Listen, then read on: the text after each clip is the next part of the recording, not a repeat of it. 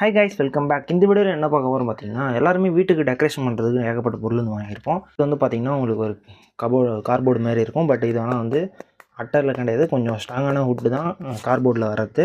And then இதில் இருக்கிற ஹோல்ஸ்லாம் உங்களுக்கு பார்த்தீங்கன்னா தெரியும். அந்த ஹோல்ஸில் தான் நம்ம வந்து அட்டாச்மெண்ட்ஸ் எல்லாமே வந்து பண்ண போகிறோம். ஓகேவா? இதுக்கு வந்து கூட வந்து நமக்கு 2 இது கொடுத்துருப்பாங்க.